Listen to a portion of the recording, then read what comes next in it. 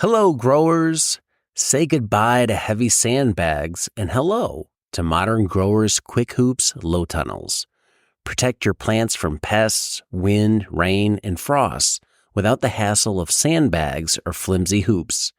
Our patented design eliminates the need for clamps and ropes, while the unique wire system keeps covers secure yet easily accessible. Tested in the strong winds of New Zealand for over 20 years, quick hoops are light, strong, portable, and versatile. Most importantly, they're designed for field use. These aren't some lightweight system that only looks great in a greenhouse. Our hoops are designed to last in harsh field conditions. Use them with any covering to grow year-round and safeguard your crops. Shade cloth, frost blanket, insect net, clear poly, no problem. Quick Hoops can handle them.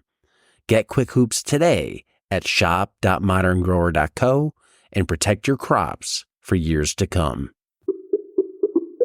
When you think about the main brand, Epic Gardening, how close would you say that brand overlaps with Kevin, who you are? Over time, more and more, because I've become more free to post more of my flavor and my approach to things versus being more staid about it all and keeping the personality behind the curtain a little bit. Certainly with the blog, it's text. It's tough to get a lot of personality in there, and that still runs like a very informationally dense blog.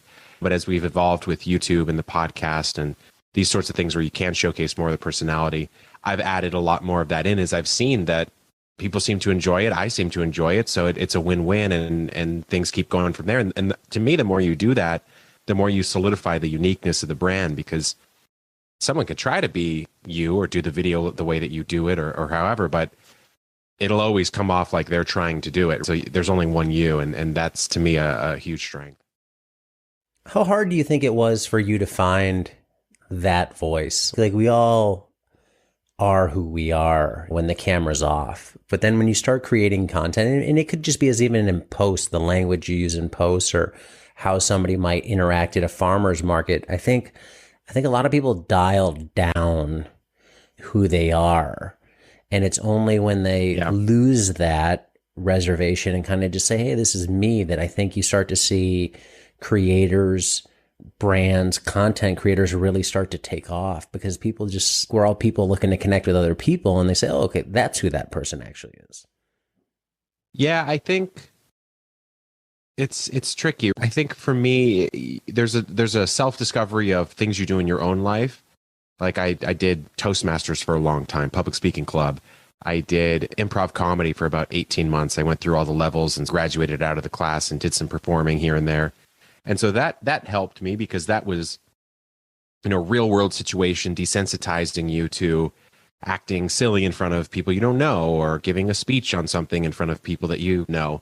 And I feel like if you can do those sorts of things, then not only in your normal life are you more free to be who you are, but also when you're putting things out there in the world, you're free to just say, you know what, I've done more quote unquote embarrassing things that didn't really seem to harm me that much. And so this should be no problem.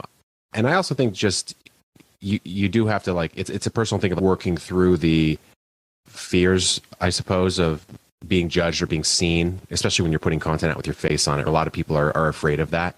And that just takes time to get over. Some people never really do get over that.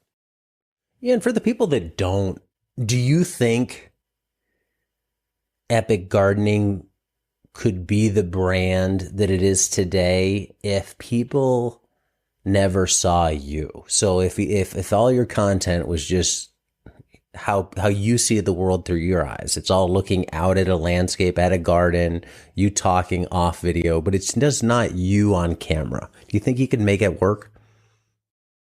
I could make it work because it was technically working, but certainly the level it's at now, I think there would be less than a 0.1% chance it would ever get to that point, because people don't connect with faceless accounts in general to get to scale. How many people can you name that are extremely well-known, or brands that don't have a face attached to them? Maybe Banksy, and that's it. I can't think of anyone else. And so that's very, very, very hard to do. The truth is pretty clear that we connect typically just with people, even less so brands, even though they do have mascots or faces attached to them. And even less than that, a faceless account that's just looking out at the world and opining. So I think it'd be very difficult, if not impossible. If you enjoy farm podcasts, then tune into Carrot Cash Flow for all things farm business. Join us as we explore the latest trends, tips, and stories from market farmers running businesses just like yours. Whether you're a seasoned farmer or just starting out, our podcast has something for everyone. Listen in and grow with us. Available on all major podcast platforms. Don't miss out. Subscribe to Carrot Cash Flow today.